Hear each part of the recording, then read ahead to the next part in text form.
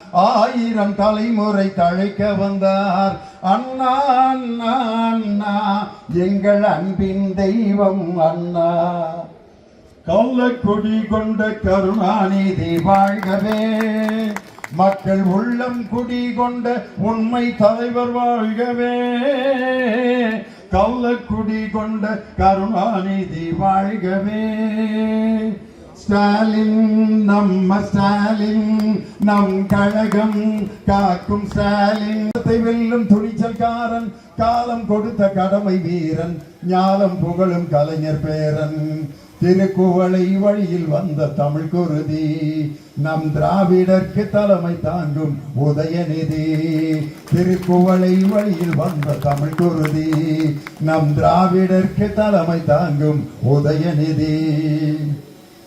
வரலாற்று சிறப்புமிக்க நாமக்கல் மேற்கு மாவட்டம் குமாரபாளையம் நகர திராவிட முன்னேற்ற கழகத்தின் சார்பில் இன்று நடைபெற்றுக் கொண்டிருக்கக்கூடிய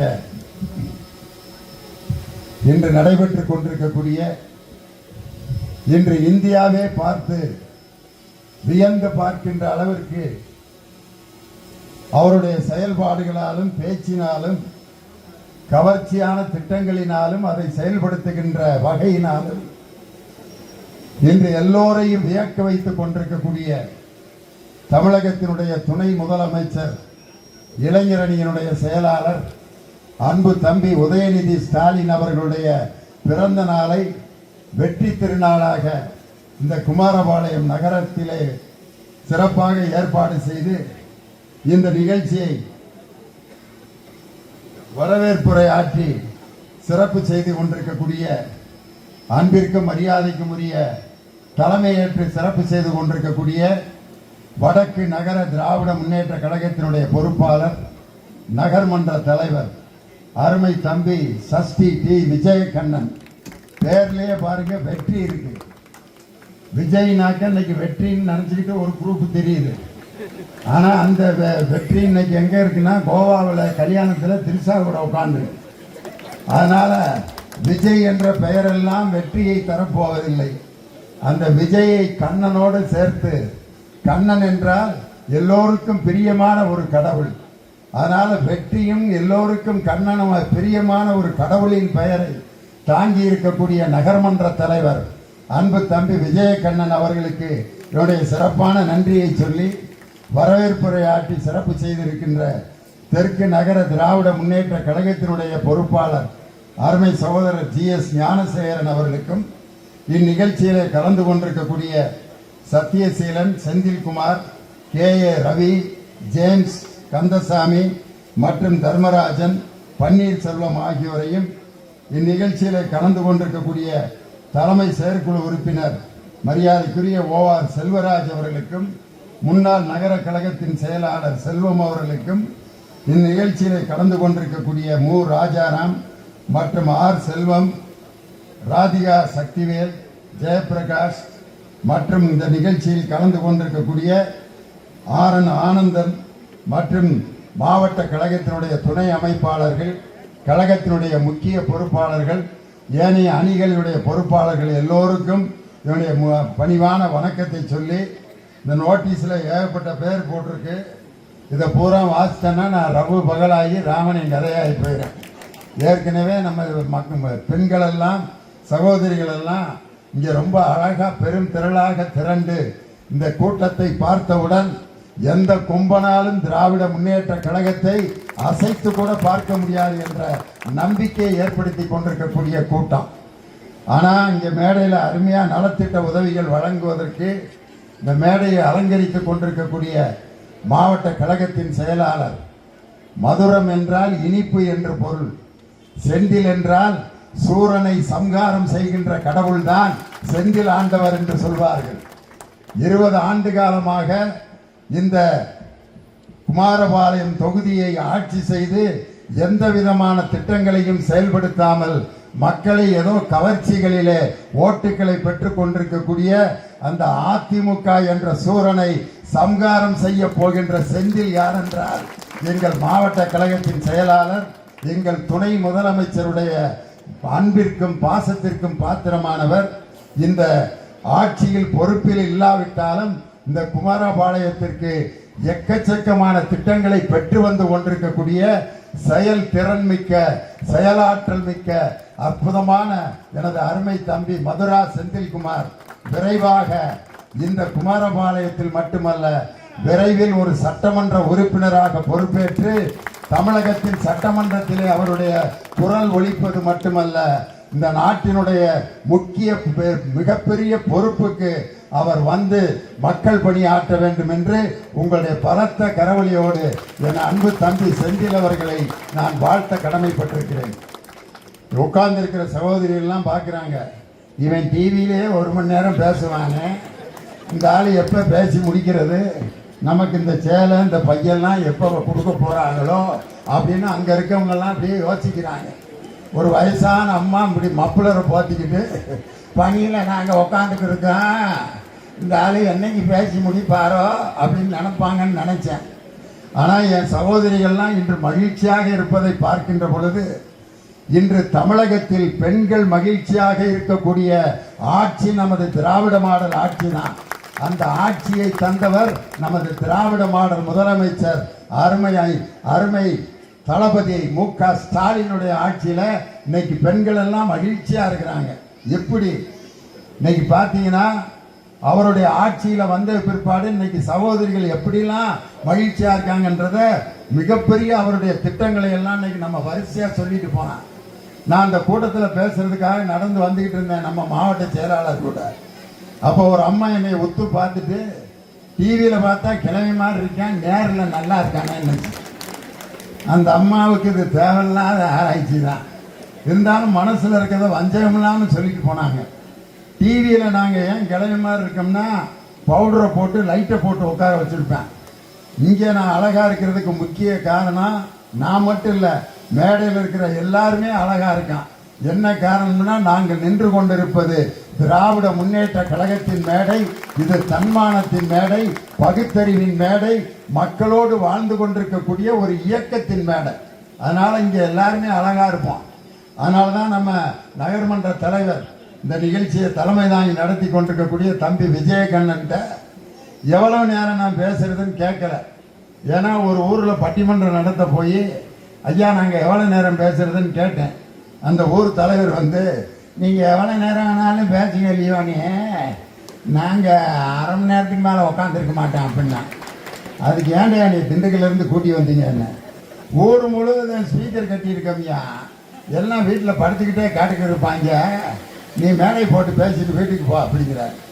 இவர்கள்லாம் வீட்டில் படுத்துக்கிட்டே காட்டுக்கு இருப்பாங்கன்னா நான் வெறும் நாற்காலியை பார்த்து பேசுறதுக்கு எடப்பாடி பழனிசாமியா இல்லை தங்கமணியா இல்லை பாஜகவோட அண்ணாமலையா?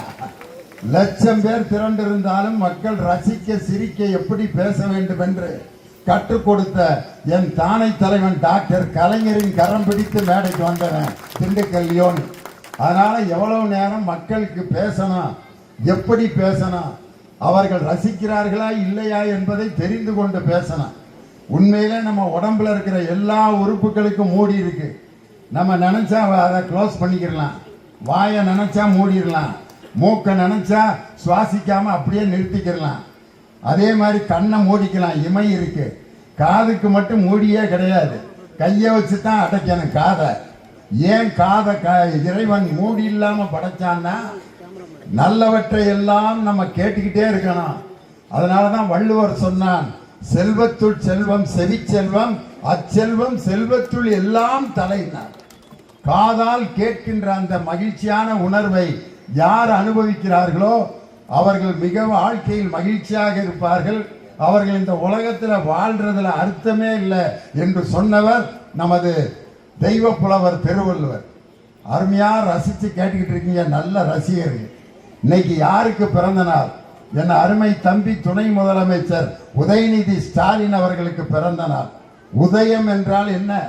சூரிய உதயத்தை நீங்க காலையில பார்க்கும்போது டக்குன்னு சூரியன் அப்படியே டக்குன்னு வந்துடாது, அப்படியே லேசா அப்படியே வெள்ளையா வெளிச்சம் வரும். அதுக்கப்புறம் கொஞ்சம் கொஞ்சமா அந்த வெளிச்சம் மேல வந்து வந்து வந்து அந்த 2 மலைகளுக்கு மேலேயோ அல்லது ஒரு மரத்துக்கு மேலேயோ அந்த சூரியன் கொஞ்சம் கொஞ்சமாக உதித்து அந்த உதய சூரியனை போல உதித்து மீண்டும் அது உச்சிக்கு வருகின்ற அந்த காலம் எவ்வளவு காலமோ அதுபோலத்தான் என் தம்பி உதயநிதி ஸ்டாலின் படிப்படியாக கொஞ்சம் கொஞ்சமாக வளர்ந்து இன்று துணை முதலமைச்சராக தன்னை அவர் நிலைநிறுத்தி கொண்டிருக்கிறார். எடுத்தொன்ன பிறந்தொன்ன தம்பி அரச குடும்பத்தில் பிறந்திருக்க, நாளைக்கு நீனா முதலமைச்சரா வரணும்னு அவர் பிறந்தொன்ன அவரை முதலமைச்சரா யாரும் முத்தம் கொடுக்கல. அவர் பிறந்தொன்ன முதல்ல போய் சந்திச்ச இடம் எது தெரியுமா? என் தானை தலைவர் டாக்டர் கலைஞர் இருந்த சிறைச்சாலையில போய் உதயநிதி குழந்தையாக தன் தாத்தாவோட கையில பிறந்தொன்னையே சிறைச்சாலைக்கு மக்களால் சென்ற அந்த தலைவரை போய் சிறைச்சாலையில் பார்த்த தலைவர் இன்னைக்கு அவர் தான் இன்னைக்கு துணை முதலமைச்சராக இருக்கார். படிப்படியாக தன்னை உயர்த்தி கொண்ட தலைவர். இன்னைக்கு பெண்கள் எல்லாம் மகிழ்ச்சியா இருக்கிற ஆட்சி. ஏன் பெண்களுக்கு இவ்வளவு திட்டங்கள் திராவிட முன்னேற்ற கழகத்தில் கொடுக்குறாங்க? இன்னைக்கு நாம் பேசிட்டு இருக்கிறது திருச்செங்கோடுக்கு பக்கத்துல. திருச்செங்கோடுல இருக்கிற அந்த சிவபெருமான் எப்படி இருப்பாரு? அர்த்தநாரீஸ்வரர். தன்னுடைய உடலில் சரிபாதியை தன்னுடைய மனைவி பார்வதிக்கு கொடுத்தவர். உடனேவா கொடுத்தாரு? அதுக்கு எவ்வளவு பெரிய பஞ்சாயத்து ஆட்சி. வீட்டில் பார்த்துருப்பீங்களா? திருவிளையாடல் படத்துல சிவாஜி கணேசன் அந்த அம்மா வந்து கேட்கான், என் அப்பா தட்சன் யாகம் நடத்த போகிறார், நானும் அந்த யாகத்திற்கு போய் வரட்டுமா அப்படிம்பார். சிவாஜி கணேசன் போ அப்படிம்பார். போய் வா என்று சொல்லுங்கள். போ அப்படிம்பார். போய் வா போ அப்படின்னா அந்த அம்மா போயிடும். நானும் போகிறேன், என் அப்பன் தட்சன் நடத்தும் யாகத்திற்கு நான் செல்லத்தான் போகிறேன் என்று கோபமா வெளியே போயிடுவாங்க. போய் அவங்க அப்பா மதுரையில யாகம் நடத்திட்டு இருப்பாரு. அங்க போய் அவமானப்பட்டு திரும்ப வீட்டுக்கார்ட்ட வரும் அந்த அம்மா. திருவிளையாடல் அந்த காட்சியை நீங்க பார்க்கணுமே. தாட்சாயினி எங்கே வந்தாய்? எந்த முகத்தோடு என்னை பார்க்க வந்தாய்? ஐயனே என்னை மன்னித்து விடுங்கள், என் அப்பாவினுடைய பேச்சை நான் மதித்து அங்கே சென்றேன், அவர் என்னை அவமானப்படுத்தி விட்டார். உடனே என்னை மதிக்காமல் நீ உன் அப்பனிடம் சென்றது குற்றம் அப்படிம்பாரு. உடனே இந்த அம்மா அப்படியே வாக்குவாதமாயி சக்தி தான் பெரிது அப்படின்னு அந்த அம்மா பேச ஆரம்பிச்சு. சிவன் தான் பெரிதும்பார். சக்தி தான் பெரிது, சிவன் தான் பெரிது. சக்தி இல்லையே சிவன் இல்லை, சிவன் இல்லையே சக்தி இல்லை அப்படின்னு சண்டை வந்துடும். தாட்சாயினி அப்படின்னு யார பார்வதியை எரிச்சிருவார். எரிச்சிட்டு பேசாம உட்காந்துருக்காங்க. அதான் மனைவி போயிருச்சு. நிம்மதியா ஏதாவது ஒரு புத்தகத்தை படிச்சுட்டு பேசாம தம்ம போட்டு உட்காந்துருந்துருக்கலாம். ஆனா அவர் மனைவியை பிரிஞ்ச உடனே ஒரு ஆட்டம் போடுறாரு, ருத்ர தாண்டவம். காரணம் தன் சக்தி தன்னை விட்டு போய்விட்டதுன்னு ஆட்டம் ஆடி தேவர்கள் மூவர்கள் எல்லாம், சிவனே ஏன் இப்படி ஆடுகிறீர்கள், என் சக்தி என்னை விட்டு போய்விட்டது அப்படின்னா அந்த அம்மாவை கூப்பிட்டு வந்து சக்தியை சேர்த்தவுடன் அப்போ ஒரு வார்த்தை சொல்வார், சக்தி இல்லையே சிவன் இல்லை, சிவன் இல்லையே சக்தி இல்லை, என் உடலில் சரிபாதியை உனக்கு தருகிறேன் அப்படின்னு சொல்லி தன் உடலில் சரிபாதியை கொடுத்த அர்த்தநாரீஸ்வரர் உங்க ஊருக்கு பக்கத்தில் இருக்க திருச்செங்கோட்டில் இருக்கார். அப்ப அது சொன்ன வாக்கியம் என்ன? சக்தி இல்லையே சிவன் இல்லை, சிவன் இல்லையே சக்தி இல்லை. இதைத்தான் கிராமத்தில் சொல்லுவான், சக்தி இருந்தா செய், இல்லாட்டி செவனேன்னு உட்காந்துடுறான்னு அர்த்தம். அப்படின்னா என்ன அர்த்தம்? அவர் சிரிக்கிறார் அவர் ஐயா. சக்தி இருந்தா செய், இல்லாட்டி செவனேன்னு உட்காந்துருன்னா, செவனேன்னு உட்காந்துருன்னா சும்மா உட்காந்துருன்னு அர்த்தம். அப்ப உடலில் சக்தி என்பவள் யார்? பெண் தான். அந்த பெண்ணுக்கு படிப்பையும் கல்வியையும் தீரத்தையும் கொடுத்த ஆட்சி நமது திராவிட மாடல் ஆட்சி. எப்படி கொடுத்தாங்க? இன்னைக்கு மகளிர் உரிமை தொகை என்ற 1000 ரூபாய் இன்னைக்கு பெண்கள் வாங்கி கொண்டிருக்கிறார்கள். இன்னைக்கு இந்த தொகுதியில் இருக்காரு சட்டமன்ற உறுப்பினர் ஐயா, முன்னாள் மின்சாரத்துறை அமைச்சர் தங்கமணி. இன்னைக்கு தமிழ்நாடு முழுவதும் மின்சார கட்டணம் உயர்வதற்கு காரணமே அவர் தான். எப்படின்னு அவர் இன்னைக்கு நான் கேட்கிற கேள்விக்கு அவரை பதில் சொல்லுங்க. நாளைக்கு ஒரு மீட்டிங் போட்டு அவர் மின்சாரத்துறை அமைச்சராக இருந்த பொழுது அதானி குழுமத்தினுடைய தலைமையில் இருக்கக்கூடிய உதய் மின் திட்டத்தில் ஜெயலலிதா அம்மையாரை கையெழுத்து போட அன்று மத்திய அரசு கேட்டது. உயிரோடு இருக்கிற வரை ஜெயலலிதா அம்மையார் அந்த உதய் மின் திட்டத்தில் நான் கையெழுத்து போட மாட்டேன், காரணம் மத்திய அரசு நிர்ணயிக்கிற அந்த மின்சார கட்டணத்தை தான் எங்க மக்களுக்கு நாங்க நிர்ணயிக்க முடியும். அதனால அந்த திட்டத்தில் நான் சேர மாட்டேன்னு கடைசி வரைக்கும் ஜெயலலிதா அம்மையார் பிடிவாதமாக இருந்தார். கடைசி வரைக்கும் சேரல. ஆனால் என்னைக்கு எடப்பாடி பழனிசாமி முதலமைச்சர் ஆனாரோ அப்பொழுது தங்கமணி அந்த மின்சாரத்துறை அமைச்சராக இருக்கும்போது போட்ட கையெழுத்து அந்த உதய் மின் திட்டத்தில் சேர்ந்ததனுடைய விளைவுதான் இன்னைக்கு ஒரு யூனிட்டுக்கு 7 ரூபா 5 காசு நீங்க நிர்ணயிக்கணும்னு மத்திய அரசுடைய நிர்பந்தத்தால் தான் மின்சார கட்டணம் என்று உயர்ந்து கொண்டிருக்கிறது. அந்த அடிமை திட்டத்திலே கையெழுத்து போட்டு தமிழ்நாட்டுக்கே துரோகம் செய்தவர் யார் என்றால் இந்த தொகுதியினுடைய சட்டமன்ற உறுப்பினர் பழைய மின்சாரத்துறை அமைச்சர் தங்கமணி. அப்படி ஒரு துரோகத்தை செஞ்சுட்டு ஓட்டை வாங்குறதுக்கு என்ன பண்ணுவாங்கன்னா இந்த மாதிரி சேலைய எலெக்ஷனுக்கு முன்னாடி வரிசையாக கொடுக்கறது, ஒரு டிஃபன் கேரியரை கொடுத்துட்டு டிஃபன் கேரியர் மறந்துடாதீங்க, ஒரு டிஃபன் கேரியரை வச்சு நீங்க ஒரு நாளைக்கு சோத்தை வாங்கி திங்கலாம். இந்த சேலையை கட்டணும்னா ஒரு 2-3 மாசத்துல கிழிஞ்சு போயிடும். ஆனால் ஒரு பெண்ணுக்கு மாதம் 1000 ரூபாய் என்ற மகளிர் உரிமை தொகையை கொடுத்து அவர் நெஞ்ச நிமித்திட்டு இன்னைக்கு ரோட்ல நடந்து வர்றதற்கு காரணமாக இருந்த நிரந்தரமான திட்டத்தை கொடுத்தவர் நமது தமிழக முதல்வர். ஆம்பளை எல்லாம் நினைக்கலாம் எங்களுக்கு கொடுத்துருக்கலாம்ல, அதை நாங்க எங்க பேர் தானே ரேஷன் கார்டில் இருக்கு, எங்களுக்கு அதை கொடுத்துருந்துருக்கலாம்ல. ஏற்கனவே வீட்டில் எங்களை மதிக்க மாட்டேங்கிற ஆளுங்க இதில் 1000 ரூபாயை வேற அவங்களுக்கு கொடுத்துட்டீங்களேன்னு ஆம்பளை எல்லாம் நினைக்கலாம். ஆம்பளைகள்கிட்ட கொடுக்கலாம். நான் என்னத்த சொல்ல, நான் அந்த கூட்டத்தில் நடந்து வந்தேன். ஒருத்தர் லேனே நல்லா இருக்கீங்களா அப்படின்னாரு. அவர் வாயில் இருந்த காற்றை நான் உறிஞ்சேன். இப்போ எனக்கு ஒரு மாதிரி போதையில் இருக்க மாதிரி இருக்கு. நான் எல்லா ஆண்களும் அப்படி குடிக்கிறாங்கன்னு சொல்லலை. ஆண்களுடைய இயல்பான சுவாபம். ஒரு ரேஷன் கடையில் ஒரு 1000 ரூபாய் வாங்கிட்டு அப்படி வர்றாரு. வர்றப்பே எழுத்தாப்புல ஒருத்தர் வருவேன், என்ன ஆப்ல 1000 ரூபாயா, 1000 ரூபாய்க்குமா வீட்டுக்கு செலவு வாங்க போற, ஒரு 750 ரூபாய்க்கு வாங்குமாப்ல, ஒரு 250 ரூபாய்க்கு சந்தோஷமா இருப்போம்டா அப்படின்னு ஒரு ஆஃபம் வாங்குவாங்க. மிச்சர் போட்டலாம் அதெல்லாம் வந்துடும். அது வரைக்கும் தமிழில் நல்லா பேசிக்கிட்டு இருப்பேன். லேடிஸ் அண்ட் ஜென்டில்மேன், என்னடா இன்டர்நேஷ்னல் பாலிடிக்ஸ் பேசுவேன், லோக்கல் பார்ட்டி. மோடிலாம் அவர் செய்கிறது சரியில்லை மாதிரி. இந்த ரஷ்யாக்காரன் ஏன் உக்ரைனில் சண்டை போடுறான், எங்கே போயிட்டான் பாரு. மோடிகிட்ட இருந்து ரஷ்யாவுக்கு போயிடுவேன். அதுக்கப்புறம் எடப்பாடி இன்னைக்கு என்னடா பேசினாரு, ஏடா பேசினாரு அப்படின்னு பேசுவேன். அது 250 ரூபாயா, இன்னொரு 250 ரூபாய்க்கு வாங்கமாப்பில, 500 ரூபாய்க்கு அரிசி வாங்கிட்டு வந்தால் போதும். அடுத்தது வந்துடுறேன். இப்படியே 1000 ரூபாய்க்கு காலியாகி 2 பேரும் சாக்கடையில் கிடக்கிறேன்.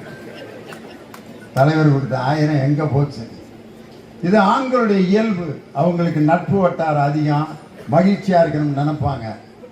ஆனால் என்னுடைய சகோதரிகிட்ட அந்த 1000 ரூபாயை கொடுத்தோம்னா மாசம் ஒரு நகைச்சீட்டு போட்டு தன் மகளுக்கு ஒரு 5 பவுன் நகை எடுத்து திருமணத்தை நடத்தி வைக்கக்கூடிய ஆற்றல் ஒரு சகோதரிக்கு தான் உண்டுன்னு சொல்லி தான் மகளிர் உரிமை தொகையை, அந்த உரிமை தொகையும் கொண்டு போய் 1000 ரூபாயை நம்ம பெண்கள்கிட்ட தான் கொடுத்தாரு. இன்னைக்கும் பெண்களுக்கு ஒரு காலத்தில் என்ன உரிமை இருந்துச்சுன்னு நினைக்கிறீங்க? படிக்க உரிமை இல்லை, வீட்டை விட்டு வெளியே வரக்கூடாது, ஒரு பொம்பளை பிள்ளை குனிஞ்சதலை நம்புறாம நடக்கணும், அடக்க ஒடுக்கமாக இருக்கணும், அடக்கமாக இருக்கணும், ஒடுக்கமாகவும் இருக்கணும். கல்யாணத்துக்கு பார்க்க போகிறப்ப அப்படித்தான் சொல்கிறான், நல்லா அடக்கமான ஒரு பொண்ணாக பார்க்கணுங்க. ஒரு பொண்ணை கொண்டு வந்து காட்டியிருக்காங்க, இன்னும் கொஞ்சம் அடக்கமாக இருந்தால் நல்லா இருக்கும். அந்த இன்னொரு பொண்ணை கூட்டியாங்க, இன்னும் இது கூட நிமிர்ந்து நடக்குதுங்க, இன்னும் கொஞ்சம் அடக்கமாக இருந்தால் நல்லா இருக்கணும்னு நேராக சுடுகாட்டுக்கு கூட்டி போயிட்டான் அவனை. இந்த பொண்ணு தாண்டா போன வாரம் அடக்கமாச்சு, எழுப்பி அது கழுத்தில் தாலியை கட்டுறான் இருக்கான். ஏன்டா அடக்கமாக இருக்கணும்னா என்னடா நினச்சிக்கிட்டு பொண்ணு பார்க்குறீங்கன்னு? அடக்கமாக இருக்கணும், ஒடுக்கமாக இருக்கணும், குனிஞ்சதலை நிமிராமல் நடக்கணும். இந்த குனிஞ்சதலை நிமிராமல் குமரபாளையம் ஆலம்பாளையம் ரோட்டில் இந்த தலையை நிமிராமல் நடந்து போனீங்கன்னா லாரியில் அடிபட்டு தான் ஜாகணும். ஒரு பெண்ணை இப்படித்தான் வந்து அடிமைப்படுத்தி வச்சிருந்தாங்க. வீட்டை விட்டு வெளியில வரக்கூடாது. பெண்களுக்கு ஓட்டுரிமையே இல்லாம இருந்துச்சு. அந்த ஓட்டுரிமையை வழங்கியது திமுகவினுடைய தாய் கழகமான நீதி கட்சி தான். பெண்களுக்கு ஓட்டு போடும் உரிமையை முதல்ல வாங்கி கொடுத்துச்சு. இன்னைக்கு அப்படிப்பட்ட பெண்கள் வந்து எல்லா விஷயத்தையும் நீங்க தான் பத்திரமா பாதுகாத்துட்டு இருக்கீங்க. இன்னைக்கு கலாச்சார அடையாளங்கள் பூரா பெண்கள் தான் பாதுகாக்கிறீங்க. ஒரு பொம்பளை பிள்ளை பிறக்கிறதுக்கு முதல்ல உரிமை இருக்காப்ப. ஒரு அம்மா மாசமா இருக்குன்னா பொம்பளை பிள்ளை பிறந்தா யாராவது இது வரைக்கும் சந்தோஷப்படுறானா?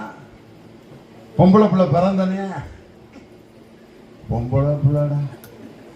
ஆம்பளை பிள்ளை பிறந்தா லட்டு வாங்கி கொடுக்குறேன், பிரியாணி வாங்கி கொடுக்குறேன். மனைவி ஆஸ்பத்திரியில் சேர்த்துட்டு வெளியில உலாத்துனேன். பிரசவ ஆஸ்பத்திரியில் சேர்த்துட்டு என்ன பிள்ளை பிறந்தாலும் நான் ஏற்றுக்கிறேன் சாமி. ஆம்பளை பிள்ளை பிறந்தாலும் சரி, பொம்பளை பிள்ளை பிறந்தாலும் சரி, நல்லபடியா பிறந்தா போதும் அப்படிம்பா. ஆனா டாக்டர் வெளியில வர்றாரு, டாக்டர் ஐயா அப்படிங்கிறாங்க, கைகுடியா அருமையான பிள்ளை பிறந்திருக்கு. அப்படியா சார், ரொம்ப சந்தோஷம் சார்.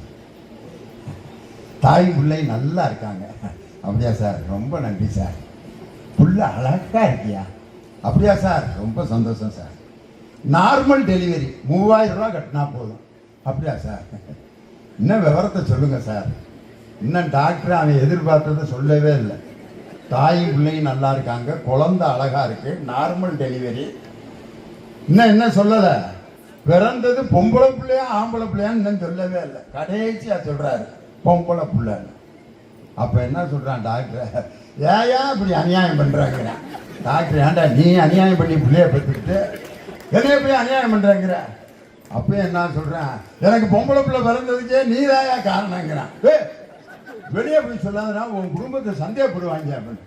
அப்பையும் துண்டை உதறி தோல்ல போட்டு என்ன சொல்லிட்டு போறேன், இந்த ஆஸ்பத்திரியில் சேர்த்தாலே பொம்பளை பிள்ளை தான் பிறக்கும்னு சொன்னாங்க, தெரியாம கொண்டு வந்து சேர்த்துட்டாங்க. பொம்பளை பிள்ளை பிறந்ததுக்கு ஆஸ்பத்திரியா காரணம்? உன் உடம்புல இருக்க சயின்ஸ்னால தான்டா பொம்பளை பிள்ளை பிறந்துச்சு. ஒரு பெண் குழந்தை பிறந்தால் வேதனைப்பட்டு கொண்டிருந்த சமூகம், அதே மாதிரி வயசுக்கு வந்தோன்னா அந்த பிள்ளைகளை படுத்துற பாடு. ஆம்பளை பிள்ளைகள் தான் வயசுக்கு வர்றாங்க, எவனாவது அவனை பத்தி கவலைப்படுறாங்களா? அவன் எப்படி வயசுக்கு வர்றாங்கிறத எப்படி கண்டுபிடிப்பான் தெரியுமா? ஆம்பளை பிள்ளைங்க வந்துட்டாங்களா இல்லையான்னு, அப்பா அப்பா அம்மா அப்படின்னு கூப்பிட்டு இருந்தானா இன்னும் வரலன்னு அர்த்தம். அப்பா அப்படின்னா ஒருத்தர் சிரிக்கிறாரு, என் மகன் இப்ப அப்படித்தான் பேசிட்டு இருக்காங்க. அப்பா அப்படின்றான்னா அதுதான் அவங்க அப்பனுக்கு அபாய அறிவிப்பு. மகன் ஒரு லெவலை தாண்டான்னு அர்த்தம். அதுக்கப்புறம் சில அப்பனுகள் அப்படின்னா ஏதோ வர்றோம்ல போய அப்படின்னா, டேய் நான் அப்பாற, அம்மா சொல்லிச்சு நீ தான் அப்பான்னு. அதுக்கு என்ன அர்த்தம்? அப்பாட்ட இப்படித்தான் பேசுறதா? வாயில தானே பேசுறான் அப்படின்னு ஒரு ஏஜ் அட்டன் பண்ணனா அப்படி இருப்பேன். அவனுக்கு யாராவது சடங்கு சுத்துறாங்களா? என் மகன் வயசுக்கு வந்துட்டான், பூ புனித நீராட்டு விழான்னு ஒரு ஆம்பளை பேரை தலைக்கு ஊத்தியவனாது சீர் செய்யறானா? அதுலயும் பாத்தீங்கன்னா இந்த பொம்பளை பிள்ளைகளுக்கு பூ புனித நீராட்டு விழான்னு வச்சு என் வீட்டில் ஒரு வயசு பிள்ளை இருக்குன்ட்டு ஊர் உலகத்துக்கே போஸ்ட் அடிச்சு அதுக்கு சீரெல்லாம் செஞ்சு அதை வீட்டில் வயிற்றுல நெருப்ப கட்டிக்கிட்டு இருக்கேன் அப்படின்ட்டு அந்த பிள்ளைய பத்திரமா பாதுகாத்து. ஒரு பெண் குழந்தை பிறக்கிறதுக்கு உரிமை இல்லை, அந்த பெண் குழந்தை படிப்பதற்கு உரிமை இல்லை. ரொம்ப படிக்க வச்சுட்டா மாப்பிள்ளை கிடைக்காது, நான் எங்க போவேன் மாப்பிள்ளைக்குன்னு. ஆனா இன்னைக்கு நம் திராவிட மாடல் ஆட்சியில என்ன நடந்திருக்கு அப்படின்னா, புதுமை பெண் என்ற ஒரு திட்டம், மாதம் 1000 ரூபாய் அரசு பள்ளியில் படித்த பெண்களுக்கு மாசம் 1000 ரூபாய்ங்கிற அந்த திட்டத்தை கொடுத்தன. இந்த ஆண்டு மட்டும் 3 லட்சம் பெண்கள் கல்லூரியில் அதிகமா சேர்த்திருக்காங்கன்னா இதுதான் திராவிட மாடல் ஆட்சியில மிகப்பெரிய புரட்சி. 3 லட்சம் பேர். அப்படி இன்னைக்கு ஒரு பெண்ணை கல்வியில உயர்த்திய ஆட்சி இந்த திராவிட மாடல் ஆட்சி. ஒரு அம்மா தன்னுடைய மகளுக்கு இன்ஜினியரிங் காலேஜில் இடம் கிடைச்சிருச்சு. கோயிலில் போய் சாமி கிட்ட வேண்டுது, சாமி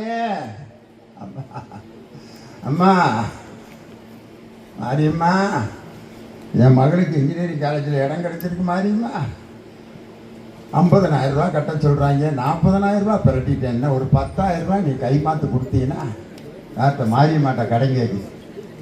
மாரியம்மா என்ன பேங்க் மேனேஜரா? அதுக்கிட்ட ஏது காசு?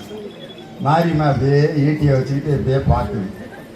அந்த அம்மாவுக்கு மாரியம்மா என்ன சொல்கிற மாதிரி கேட்குதுன்னா, என் வகுத்தரிச்சம் உனக்கு தெரியாது பாப்பா, என் முன்னாடி தான் உண்டியல் வச்சுருக்கானுங்க, 3 உண்டியல் வச்சுருக்காங்க, என் முன்னாடி தான் காசை கொண்டு வந்து போடுறாங்க, என் முன்னாடி தான் என்றானுங்க, என் கையில் இது வரைக்கும் ஒருத்தன் கூட ஒரு 50 ரூபா கூட கொடுத்துட்டு போனதில்லை. தேங்காய் வளம் வைப்பாங்க, அதையும் எடுத்து பையில் போட்டு எடுத்துகிட்டு போகிறாங்க. நான் என்ன தின்னா விடுவேன், கொஞ்ச நாள் தான் அதை வையுவேன், படைக்கிற பொருளை கூட எடுத்துகிட்டு போயிடுறாங்க, என் வேதனை உனக்கு தெரியாதான்னு. அப்போ அந்த அம்மா நினைக்குது, ஓன் நிலைமையா இப்படி இருக்கா மாதிரிமா, நீ என்ன செய்வா, ஆறுதல் தான் உன்னையால் தர முடியும்ட்டு அந்த அம்மா வெளியில் வருது. தமிழக முதலமைச்சர் அறிவிப்பு, அரசு பள்ளியில் படித்த பெண் குழந்தைகளுக்கு கல்லூரியில் சேர்ந்தால் மாதம் 1000 ரூபாய் உதவித்தொகை வழங்கப்படுங்கிற அந்த திட்டத்தை பார்த்தோன்னே என் பிள்ளைய காலேஜில் சேர்க்கிறேன்னு சேர்த்துட்டு அந்த அம்மா திரும்ப மாரியம்மாட்ட வந்து, நன்றி மாரியம்மா, நீ செய்ய வேண்டியதை தமிழ்நாட்டின் முதலமைச்சர் எங்களுக்கு ஒரு திட்டத்தின் மூலம் கொண்டு வந்துட்டாரு, உனக்கு நான் கேட்டேன், அதை அவர் மூலமா எனக்கு இந்த உதவியை செஞ்சியேன்ட்டு மீண்டும் மாரியம்மாவுக்கு நன்றி சொல்லிட்டு போச்சு அந்த அம்மா. இன்னைக்கு பார்த்தீங்கன்னா ஒரு பெண்ணை சொந்த காலில் நிற்க வைத்த ஆட்சி திராவிட முன்னேற்ற கழகத்தினுடைய ஆட்சி.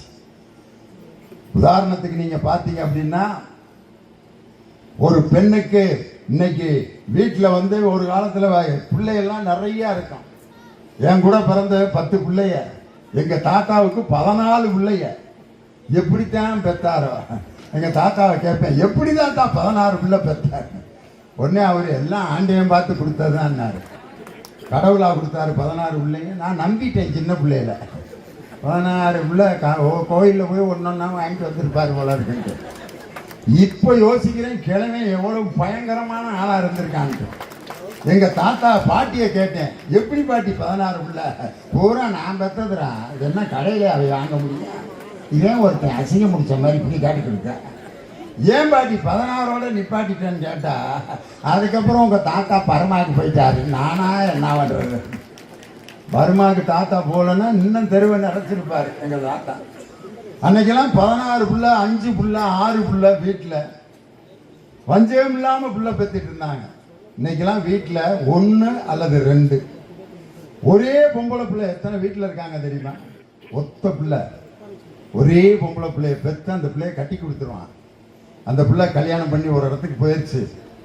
திடீர்னு அவங்க அப்பாவுக்கு சுகம் இல்லை.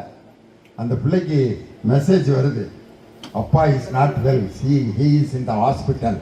அதான் இப்போ உடனே மொபைலில் அடிச்சிருக்கானே, அது வீடியோவில் வேற போட்டுருவேன், அவங்க அப்பா படுத்திருக்க மாதிரி, உங்கள் அப்பா ஆஸ்பத்திரியில் எப்படி படுத்திருக்காரு பார்த்தியா அப்படின்னு வீடியோவில் வேற ஃபோட்டோ பிடிச்சி அவங்க அம்மா போட்டுருது.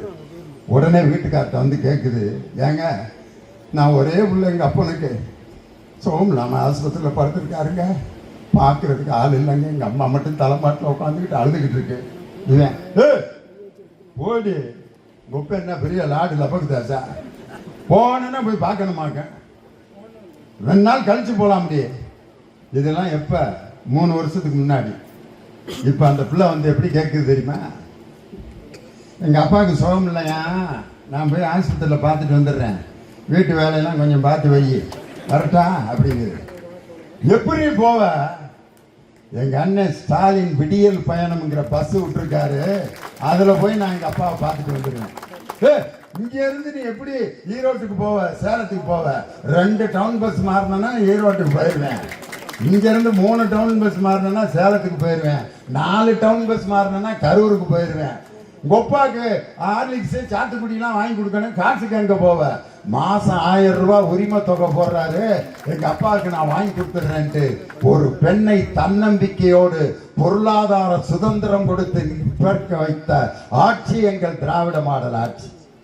எது நிரந்தரமோ அந்த நிரந்தரமான விஷயங்களை வந்து செய்து காட்டியது திராவிட முன்னேற்ற கழகத்தினுடைய ஆட்சி. பெண்கள் தான் எல்லாத்தையும் பாதுகாப்பா வச்சிருப்பாங்க, பெண்கள் தான் எல்லாத்துக்கிட்டையும் அன்பா இருப்பாங்க. ஆஸ்பத்திரியில் இன்னைக்கு நர்ஸா யாரை போடுறாங்க? ஆம்பளையில நர்ஸா போட்டா ஒருவேளாவது வீட்டுக்கு டிஸ்சார்ஜ் ஆகி வருவானா? கண்ணங்கருன்னு ஒரு ஆள் தண்டி மீச, அவர் நர்ஸா இருந்தாருன்னா என்ன ஆக? ஊசி ஊசி காய்ச்ச ஊசி போடணும், ஏன்டா இப்படி கத்துறேன் போன ஊசி திரும்ப அப்படின்னா நான் வியாதியா இருந்து செத்தாவது போறேன் உங்ககிட்ட நான் ஊசி விட மாட்டேன்டாங்க. ஆனா ஒரு நர்சம்மா சிஸ்டர் ஊசி ஒரு சின்ன ஊசி அப்படிம்பாங்க. சொல்றதே இப்படித்தான் சொல்லுவாங்க, ஒரு சின்ன ஊசி போடுங்க அப்படின்னா அந்த பஞ்சை தடவிட்டு போடுங்க சிஸ்டர் அப்படின்னா போட்டாச்சு. போட்டாச்சா வலிக்கவே இல்லை. ஒரு பெண் நர்ஸா இருக்கிறதுக்கு என்ன காரணம்னா அன்பும் பாசமும் அவங்கள்ட்ட தான் இருக்காங்க. 1ஆவதுல இருந்து 5ஆவது வரைக்கும் இன்னைக்கு பெண்கள் தான் ஆசிரியர்களா இருக்காங்க.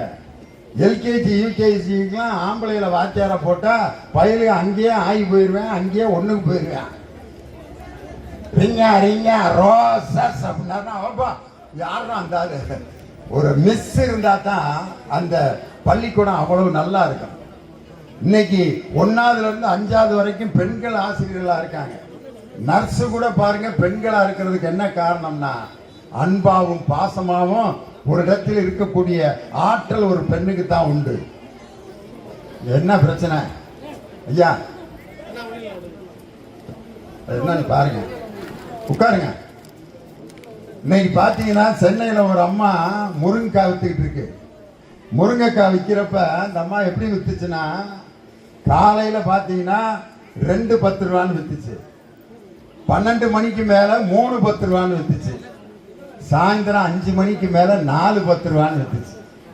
அந்த அம்மாவை கேட்டேன், ஏமா ஒரே முருங்கைக்காய் தான் காலையில 2 10 ரூபான்னு வித்த, மத்தியானம் 3 10 ரூபான்னு விற்கிற, சாயந்தரம் 4 10 ரூபான்னு விற்கிறிய ஏமான்னு கேட்டதுக்கு அந்த அம்மா சொல்லிச்சு, காலையில ஏன் பணக்காரங்களாக தான் வருவாங்க மார்க்கெட்டுக்கு, ஆஃபீஸுக்கு போகிறவங்க இவங்கெல்லாம் வருவாங்க, அதனால் 2 10 ரூபான்னு கொடுத்தேன். மத்தியானத்துக்குள்ளே நான் போட்ட காசு எனக்கு கிடச்சிருச்சு, 200 ரூபா கிடச்சிருச்சு, இனிமே கிடைக்கிறதெல்லாம் லாபம் தான்.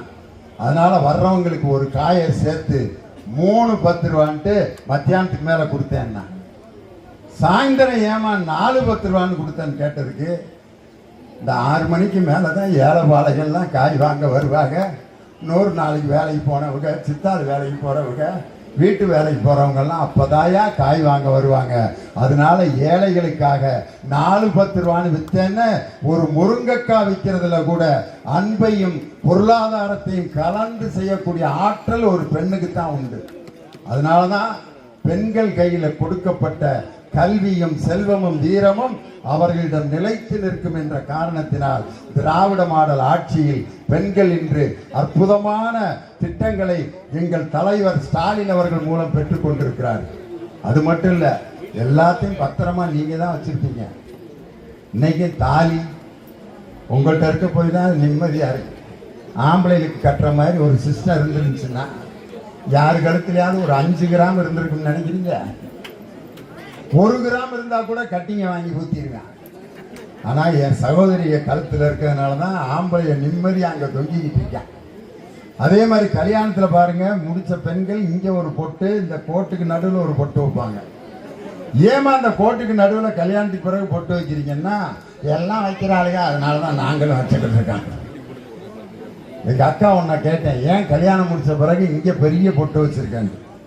அதுவும் வைக்கிறேன்னா 5 வயசு சைக்கிள் எடுத்துக்கிட்டு பின்னாடி விரட்டிக்கிட்டே வர்றானப்பா, அதனாலதான் இந்த பொட்டை பெருசு பெருசா வச்சுக்கிட்டு இருக்கேன்.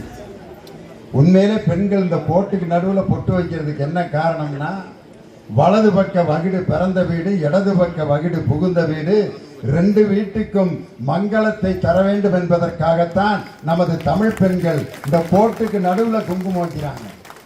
அதே மாதிரி கோயில்ல குங்குமம் கொடுத்தா இங்கே கொஞ்சம் வச்சுட்டு இந்த கோட்டுக்கு நடுவில் வச்சுட்டு செவுத்து பக்கம் திரும்பி அந்த தாலி கொடி எடுத்து அது மேல குங்குமத்தை இப்படி அமுக்கி கண்ணில் ஒத்திக்கிடுவாங்க. நான் ஒரு அம்மாவை கூப்பிட்டே கேட்டுட்டேன், எதுக்குமா அதுல குங்குமம் வைக்கிறேன்? அதுல அவர் இருக்கார், யாரு அவர், அவங்க வீட்டுக்காரர் தண்டி இருக்கான், புளிமூட்டை ராமசாமி மாதிரி, அவன் அந்த கைத்துல இருக்கான்னு நம்பி பொட்டு வைக்கிறா பாருங்க. எல்லா விஷயத்தையும் பொறுப்பாக பத்திரமாக பண்பாட்டையும் கலாச்சாரத்தையும் பாதுகாத்து கொண்டிருப்பது எங்களுடைய சகோதரிகள் என்ற காரணத்தினாலதான் மகளிர் உரிமை தொகை அவங்களுக்கு கொடுக்கப்பட்டிருக்கிறது. இன்னைக்கு போலீஸ்கார் ஒருத்தர் இன்ஸ்பெக்டர் நான் வழியில வர்றப்ப பார்த்தேன், கிச்சன் அப்படி போய் பேண்ட் ஷர்ட் போட்டு அப்படி நிற்கிற. ஒரு 50 வருஷத்துக்கு முன்னாடி போலீஸ்காரங்க எப்படி இருந்தாங்க? டவுசர் போட்டு சிவப்பு கலர் தொப்பி வச்சிருப்பாரு. எங்க ஊர்ல எனக்கு வீட்டுக்கு பக்கத்துல ஒரு போலீஸ்காரர் இருந்தாரு. முழங்கால் வரைக்கும் ஒரு டவுசர் போட்டிருப்பாரு. கடைக்கு பையெல்லாம் எடுத்துட்டு போக மாட்டாரு. அரிசியை வாங்கி இந்த பாக்கெட்ல போடுவாரு. 2 கிலோ பிடிக்கும். பருப்பு வாங்கி பொட்டலத்தை இந்த பாக்கெட்ல போட்டுக்குவாரு. உளுந்தம்பருப்பு வாங்கி இதில் போட்டுக்குவாரு.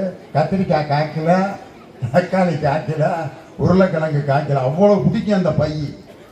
கருவேப்பிலை கொத்தமல்லியை வாங்கி இப்படி தொப்பியில் வச்சு அதை மூடிக்கிட்டு வீட்டில் வந்து பாக்கெட் 2யும் ஓப்பன் பண்ணி விடுவார். கடையே கிடக்கும். இன்னைக்கு அப்படி டவுசர் போட்டுக்கிட்டு இருந்த போலீஸ்காரங்கள்லாம் இன்னைக்கு பேண்ட் போட்டிருக்கிறதுக்கு என்ன காரணம்னா, என் தானை தலைவர் டாக்டர் கலைஞர் தான் போலீஸ்காரங்க கான்ஸ்டபிள்ல இருந்து அதிகாரி வரைக்கும் பேண்ட் போடணுங்கிற ஜீவோல கையெழுத்து போட்டவர் முத்தமிழறிஞர் டாக்டர் கலைஞர்.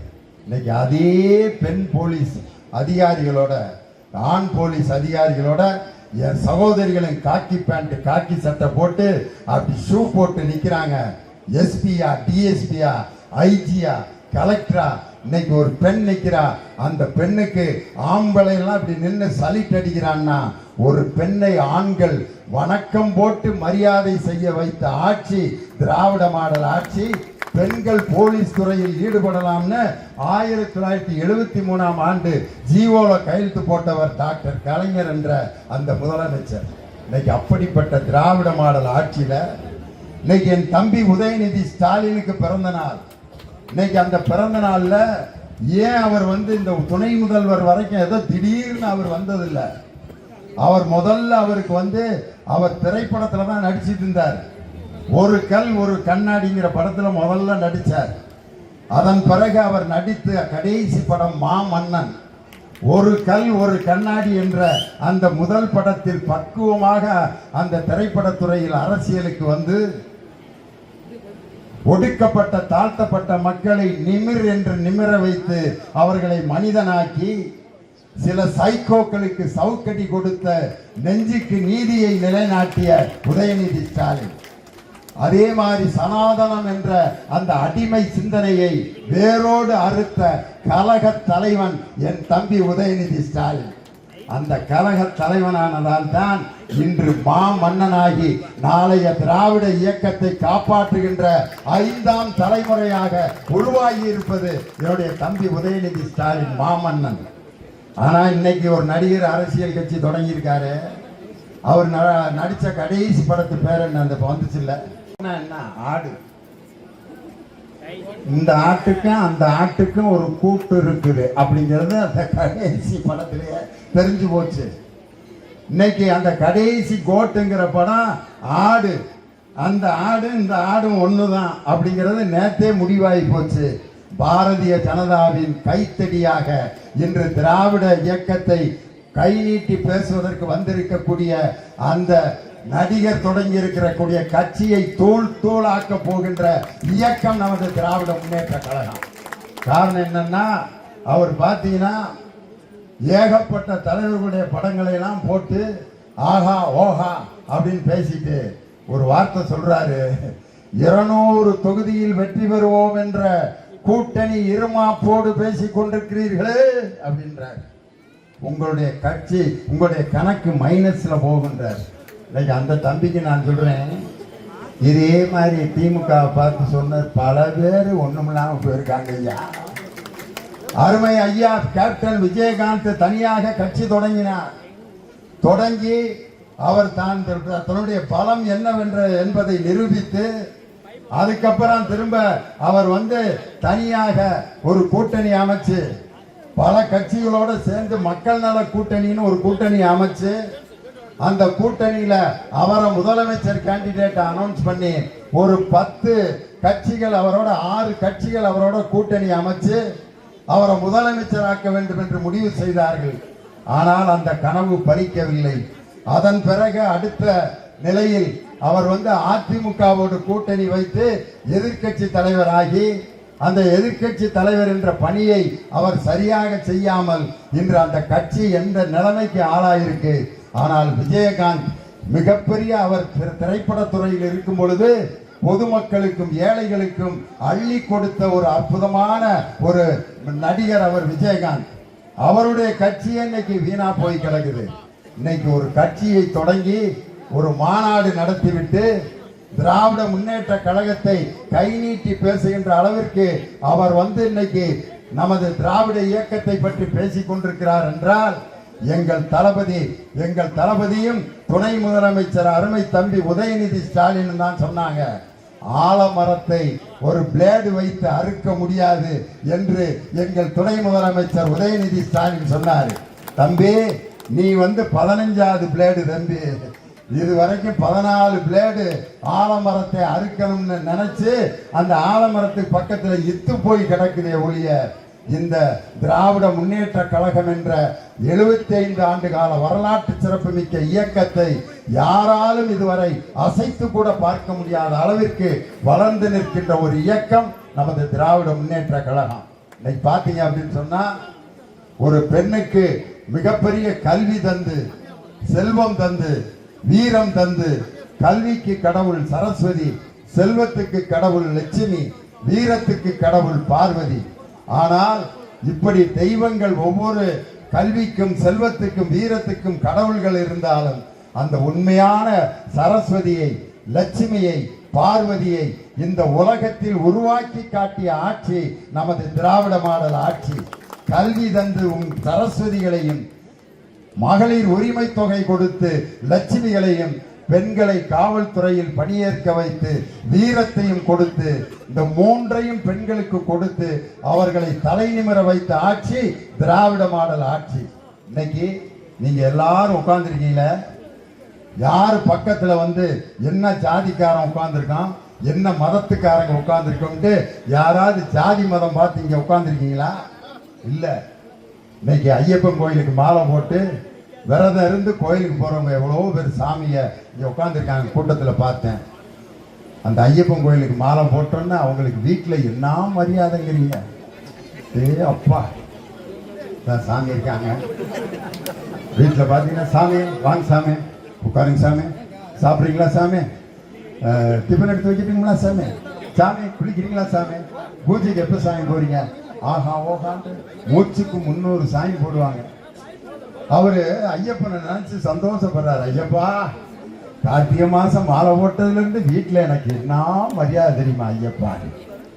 அதே மாலை போட்டதுக்கு முன்னாடி நீங்க அந்த வீட்டுல போய் பாருங்க, உங்க வீட்டுக்காரர் எங்க, அது எங்க போய் தெரியுதா, இனிமேதான் வரணும் எப்படி அப்படின்னு பேசுவாங்க. ஆனா மாலை போட்டது பிற்பாடு பார்த்தீங்கன்னா, என்ன சாமி வாங்க சாமி அப்படின்ட்டு அந்த கருப்பு வேட்டி கருப்பு சட்டை போட்டு விரதம் இருந்து அந்த ஐயப்பனுக்கு கல்லு முள்ளும் காலுக்கு மெத்தைன்னு பாடிட்டு போவாங்க.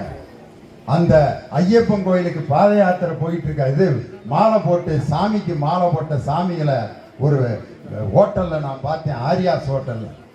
அந்த ஆரியாஸ் ஹோட்டல்ல கருப்பு வேட்டியும் கருப்பு சட்டையும் போட்டு ஒரு 20 ஐயப்ப சாமி உட்காந்து சாப்பிட்டுட்டு இருந்தாங்க. என்னை பார்த்தோன்னே, சாமி வாங்க சாமி, லியோனி சாமி, நீங்க மேடையில் அன்னைக்கு ஐயப்பன் பாட்டு ரொம்ப அருமையா பாடுனீங்க சாமி, எங்களுக்காக ஒரு பாட்டு பாடுங்க சாமி அப்படின்னா, வீரமணி ஐயா பாடின பாட்டை அவங்க முன்னாடி நான் பாடினேன்.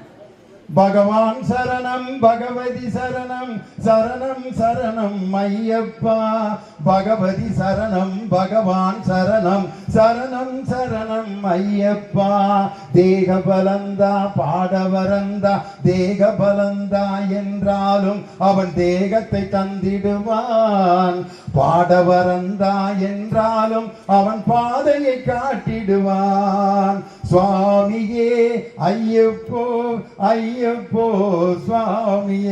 கை தட்டினாங்க, அப்படியே என் கூட ஒரு செல்ஃபி எடுத்துக்கிட்டாங்க எல்லாரும். அப்ப அந்த சாமி சொல்றாரு, நாங்க விரதம் இருந்து இன்னைக்கு சாமி கிட்ட நாங்க கோயில்ல போய் சாமியை பார்க்க போறோம். ஆனா அதுவும் எங்களுக்கு ஒரு சந்தோஷம் தான். ஆனா இன்னைக்கு கருப்பு வேட்டி கருப்பு சட்டை போட்டு ஆரியாஸ்ங்கிற ஹோட்டல்ல எல்லா ஜாதிக்காரங்களையோட நாங்க பின்தங்கிய வகுப்பை சேர்ந்தவங்க எல்லாரோடையும் நான் ஒன்னா உட்காந்து இந்த கருப்பு வேட்டி கருப்பு சட்டை போட்டு எங்களுக்குள்ள ஜாதி வித்தியாசம் இல்லாம ஐயப்பன் கோயிலுக்கு போறோங்க. இந்த கருப்பு சட்டை போட்ட தந்தை பெரியார் என்ற அந்த தாத்தா தான் எங்களை எல்லாரும் இன்னைக்கு சமமா உட்கார வச்சிருக்காருன்ட்டு. அப்போ ஒரு வார்த்தை சொல்றாரு, ஐயப்பனும் முருகனும் எங்களுக்கு நம்பிக்கை, ஆனால் திராவிடம் தான் எங்களுக்கு வாழ்க்கை அப்படின்னு சொன்னார். நாங்க கும்பிடுற சாமி எங்களுக்கு நம்பிக்கை, ஆனா எங்களுக்கு வாழ்க்கை தருவது திராவிடம் தான் அது எங்களுக்கு நம்பிக்கை, இது எங்களுக்கு வாழ்க்கை. அதே மாதிரி ஐயப்பன் கோயில்ல நட திறக்கும் போதும் ஐயப்பன் தூங்குறதுக்கு அந்த நட சாத்தும் போதும் ஒரு அற்புதமான பாட்டை போடுவாங்க. அந்த பாட்டை ஐயப்ப சாமி எல்லாம் கேட்டா அவ்வளவு சந்தோஷப்படுவாங்க. அறிவராசனம் விஸ்வமோகனம் சரண கீர்த்தனம் ஆராத்திய பாதுகம் அருவிமர்த்தனம் நித்ய நர்த்தனம் ஹரிகராத்மஜம் தேவமாத்ரயே சரணமையப்பா சுவாமி சரணமையப்பா சரணமையப்பா சுவாமி சரணமையப்பா சரணமையப்பா சரணமையப்பா. இந்த பாட்டை பாடினது யாருன்னா கட்டச்சேரி என்ற கிராமத்தில் பிறந்த ஜோசப் ஜேசுதாஸ் என்ற ஒரு கிறிஸ்துவ பாடகர் பாடி ஐயப்பனுடைய நடை திறந்து ஐயப்பனை தாளாட்டுகின்ற பாட்டை ஒரு கிறிஸ்துவ பாடகர் பாடி ஐயப்பன் தூங்குறாரு. ஐயப்பனை பார்ப்பதற்கு முன்னால் வாபர் என்ற இஸ்லாமிய சாமியை பார்த்துட்டு தான் ஐயப்பன்மார்கள் எல்லாம் அந்த சாமியை பார்க்க போறாங்க. ஒரு ஐயப்பனை பார்ப்பதில் கூட இந்து இஸ்லாமியர் கிறிஸ்தவர்கள் ஒன்றுபட்டு தமிழர்களாக இருக்கின்ற அந்த காட்சி திராவிட நாட்டை தமிழ்நாட்டை தவிர வேற எந்த நாட்டிலையும் இந்த ஒற்றுமையை நீங்க பார்க்கவே முடியாது.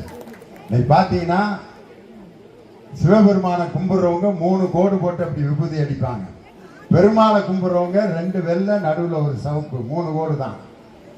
கிறிஸ்தவர்கள் எப்படி சாமி கும்பிடுவான்? பிதா சுதன் பரிசுத்தாவி 3 தான் அங்கேயும். இஸ்லாமியர்கள் பார்த்தீங்கன்னா பிஸ்மில்லா இர்ரகுமான் இர்ரஹீம் அப்படிம்பாங்க. அதுவும் 3 வார்த்தை தான். அவங்க ஒரு நம்பர் போடுவாங்க 765. அந்த நம்பரை கூட்டுங்க 7 13 13 5 12. அது 3ஐயும் கூட்டினீங்கன்னாக்க அதுவும் 3ங்கிற நம்பர்ல முடிவடையும். இந்துக்களும் சிவபெருமான கும்பிடுறவங்களும் 3 கோடு போட்டு ராமம் போடுறான், விபூதி அடிக்கிறான். பெருமாளை கும்பிடுறவங்களும் 3 கோடு போட்டு ராமம் போடுறான். கிறிஸ்துவர்களும் பிதாசுதன் பரிசுத்தாவி, இஸ்லாமியர்களும் பிஸ்மில்லா இர்ரகுமான் இர்ரஹீம். 3லையும் 3ங்கிற வார்த்தை ஒன்னா இருக்கிறதுக்கு என்ன காரணம்னா நாம் எல்லாம் பிறந்தது ஒரு இடத்துல தான், இடையில் ஏற்படுத்தி கொண்ட மார்க்கம் வழிகள் தான் மதம்.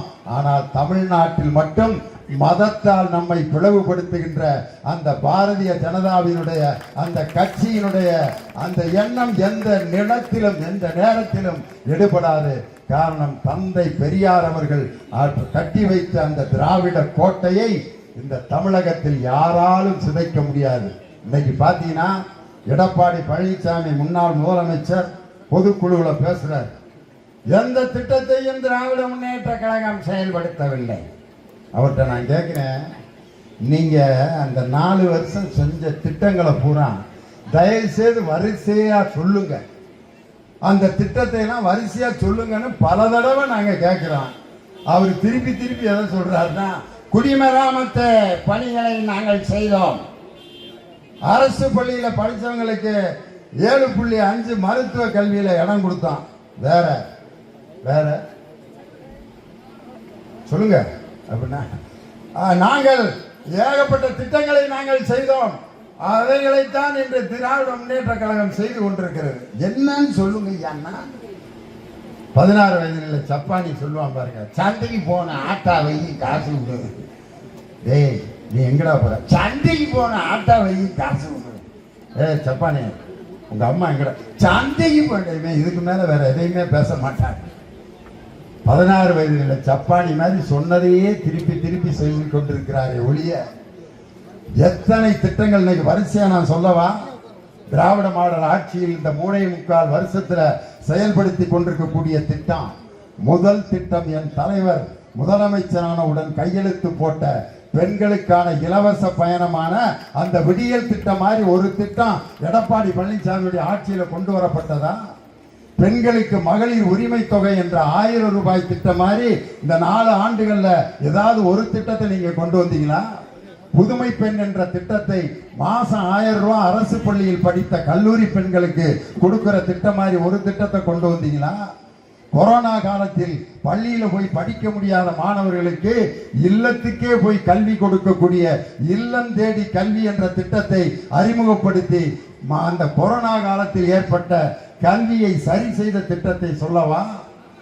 மக்களை காக்கின்ற மக்களை தேடி மருத்துவம் என்று வாகனங்கள் எங்கே மக்கள் வியாதியாக இருக்கிறார்களோ அந்த இடத்திற்கு சென்று அவர்களுக்கு மருத்துவம் பார்க்கிற மக்களை தேடி மருத்துவம்.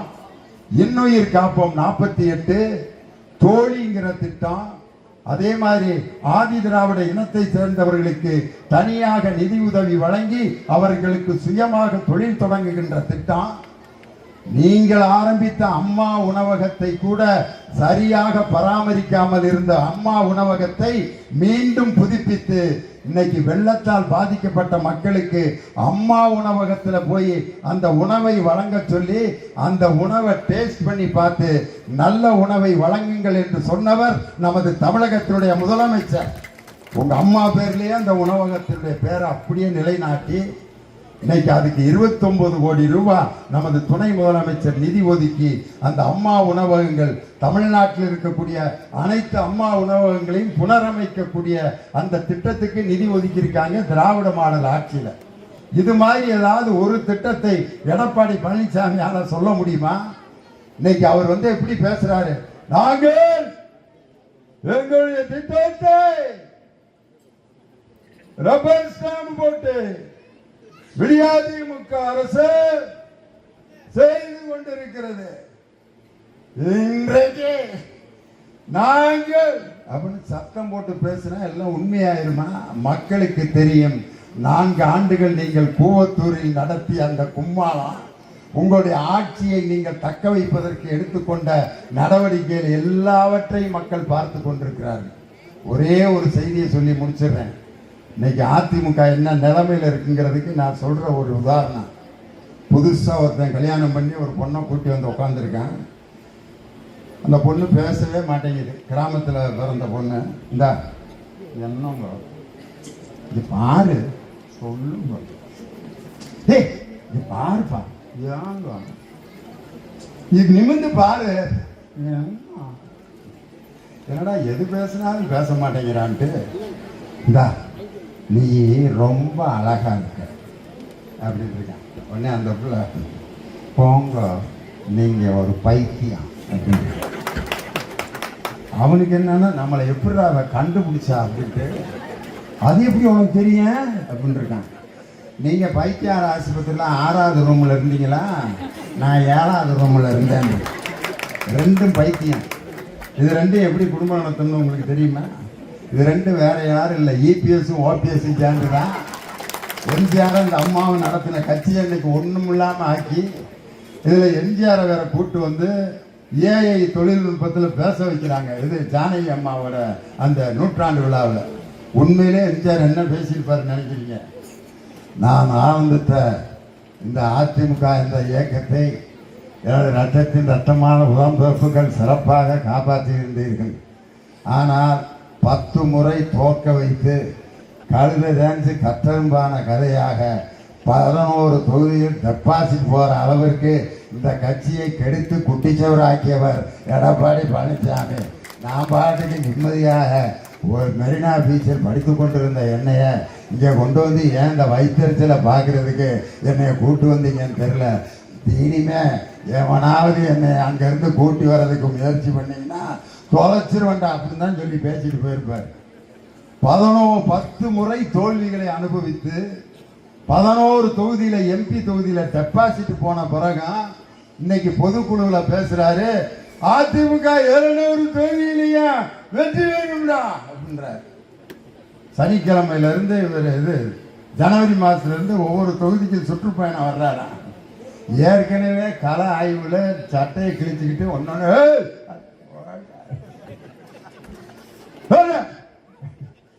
தங்கமணி ஐயா அமைதியா இருங்க, நீ போயா. ஒரு கட்சியினுடைய ஒரு கள ஆய்வு கூட்டத்தை நடத்த முடியாத அளவுக்கு தொண்டர்கள்ட்ட இன்னைக்கு மிகப்பெரிய அதிருப்தி இருக்கு. ஏதோ ஒரு பொதுக்குழுவில் பெருசா அப்படியே கூட்டி போய் மீன் அது இதெல்லாம் வாங்கி சாப்பிட்டாக்க உடனே மக்கள் நம்ம எல்லாரும் 2 கோடி பேர் நம்மகிட்ட ஆதரவாக இருக்கிறார்கள் என்று பகல் கனவு கண்டு கொண்டிருப்பவர் எடப்பாடி பழனிசாமி தான். இன்னைக்கு என் தலைவர் சொன்னது மாதிரி 200 தொகுதிகளிலும் வெற்றி பெற போகின்ற கூட்டணி திராவிட முன்னேற்ற கழகத்தினுடைய கூட்டணி தான். அதுல ஒருத்தர் சவால் விடுறாரு, தனியாக திமுக நிக்க முடியுமா அப்படின்னு. எங்களுக்கு எதுக்கு? எங்களோட கூட்டணி சேர்றதுக்கு எல்லா கட்சிகளும் போட்டி போட்டுக்கிட்டு இன்னைக்கு இருக்கு. ஆனா அதிமுக கூட விஜய் கூட கூட்டணி வைக்க மாட்டேன்னு சொல்லி அந்த விஜய் கட்சிக்காக சொல்றாரு, நாங்கள் அதிமுகவுடன் கூட்டணி வைப்பதாக இப்பொழுது எங்களுக்கு எண்ணம் இல்லை. கொடுமைய எவ்வளவு காலம் ஆட்சியில் இருந்த ஒரு கட்சியை பார்த்து நேற்று மாநாடு நடத்தின ஒரு கட்சியினுடைய பொதுச் செயலாளர் நாங்க கூட்டணி வைக்கிறதுக்கு எங்களுக்கு ஐடியா இல்லைன்னு சொல்ற அளவுக்கு உங்களுடைய கட்சி கேவலப்பட்டு போயிருக்கிறது. திராவிட முன்னேற்ற கழகத்தின் மீது நம்பிக்கை இருப்பதால் எங்களுடைய கூட்டணி தமிழ்நாட்டு கூட்டணி மட்டுமல்ல, இந்தியாவை அசைத்து பார்த்த இந்தியா கூட்டணி, பாசிச பாஜக ஆட்சியை வேறறுப்பதற்காக உருவாக்கப்பட்ட கூட்டணி. ஏதோ தமிழ்நாட்டில் ஆட்சி அமைப்பதற்காக உருவாக்கப்பட்ட கூட்டணி அல்ல. மோடியவே சட்டையை பிடித்து உலுக்கி அசைத்து பார்த்த கூட்டணி எங்கள் தலைவர் மு.க. ஸ்டாலின் அமைத்த அந்த இந்தியா கூட்டணி. அந்த கூட்டணியை உடைக்கலாம் என்று சிலர் கருதுகிறார்கள். ஆனால் எங்கள் தலைவர் அமைத்த இந்தியா கூட்டணி இந்தியா முழுவதும் பார்த்து வியக்கின்ற அளவிற்கு அந்த கூட்டணி இன்று செயல்பட்டு கொண்டிருக்கிறது. இன்னைக்கு பார்த்தீங்கன்னா நம்ம குமாரபாளையம் தொகுதியில நமது அருமை சகோதரர் மதுரா செந்தில் இந்த பேருந்து நிலையத்தை மிக அற்புதமாக புதுப்பித்து அந்த பேருந்து நிலையத்தை புதுப்பிக்கின்ற அந்த பணியை செய்து கொண்டிருக்கிறார். சாயப்பட்டறைகளில் வழிகின்ற அந்த கழிவுகளை கழிவுநீர் சுத்திகரிப்பு நிலையம் இங்கே அமைக்கப்படுகின்ற திட்டத்தை அவர் சாங்ஷன் பண்ணி கொண்டு வந்திருக்காரு. இதெல்லாம் தங்கமணி 10 ஆண்டுகள் செய்யாததை என் தம்பி மதுரா செந்தில் அந்த கழிவுநீர் சுத்திகரிப்பு நிலையத்தை கொண்டு வந்திருக்கார். எல்லா தொழிலும் செய்யும் தொழிலை சீர்தூக்கி பார்க்கையில் நெய்யும் தொழிலுக்கு நிகரான தொழில் இந்த உலகத்தில் இல்லை.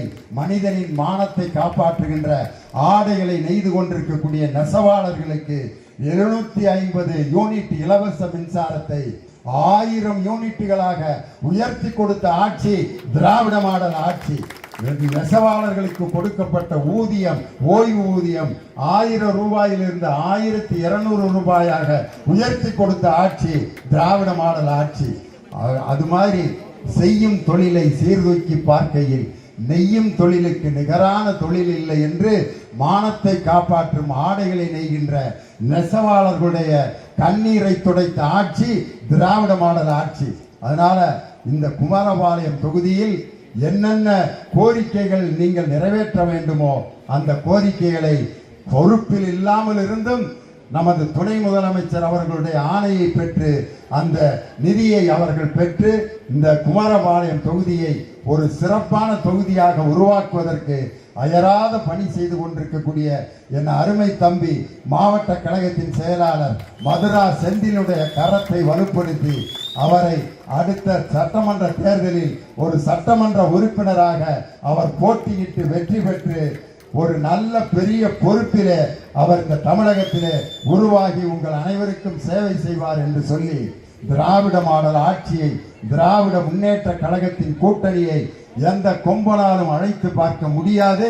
வருகின்ற 2026 200 தொகுதிகளுக்கு மேல் வெற்றி பெறப் போகின்ற கூட்டணி திராவிட முன்னேற்ற கழகத்தின் தலைமையிலான கூட்டணி என்று சொல்லி 2026 நாம் 200 தொகுதியில் வெற்றி பெற்று அந்த வெற்றி விழாவுக்கு மட்டுமல்ல தேர்தல் பிரச்சாரத்திற்கும் இந்த லியோனி இந்த குமாரபாளையத்திற்கு மீண்டும் வந்து உங்களை சந்தித்துக் கொண்டேதான் இருப்போம் என்று சொல்லி திராவிட மாடல் ஆட்சியின் கரத்தை வலுப்படுத்துவோம் என்று சொல்லி உங்களிடமிருந்து விடைபெறுகிறேன். நன்றி, வணக்கம். டாக்டர் கலைஞர் திராவிட முன்னேற்ற கழகம், திராவிட முன்னேற்ற கழகம், தமிழக முதல்வர் தளபதி ஸ்டாலின், தமிழக முதல்வர் தளபதி ஸ்டாலின், துணை முதல்வர் உதயநிதி ஸ்டாலின், துணை முதல்வர் உதயநிதி ஸ்டாலின். எல்லோருக்கும் உங்களுடைய அன்பான வேண்டுகோள், நமது துணை முதலமைச்சரை இனிமே யாரும் சின்னவர்னு கூப்பிடாதீங்க. அதை பொதுக்குழுவிலேயே இந்த தீர்மானத்தை நிறைவேற்றியாச்சு. அம்மா சின்னம்மாங்கிறது அந்த குரூப்போடு ஒழிஞ்சு போகட்டும். எங்க தலைவரை இனிமேல் சின்னவர் என்று அழைக்காமல் இளம் தலைவர் அல்லது இளைய தலைவர் என்று நாளை தமிழகத்தின் விடிவெளியாக இருக்கக்கூடிய என் தம்பி உதயநிதி ஸ்டாலினை இனிமேல் சுவர் விளம்பரத்திலையும் நோட்டீஸ்லையும் சின்னவர் என்று போடாமல் இளம் தலைவர் அல்லது இளைய தலைவர் என்ற அந்த பெயரை பயன்படுத்த வேண்டும் என்று மாவட்ட கழகத்தின் செயலாளர் சார்பாக நமது உடன்பிறப்புகளை கேட்டு உங்களிடமிருந்து விடைபெறுகிறேன். நன்றி, வணக்கம். அனைவரும் அப்படியே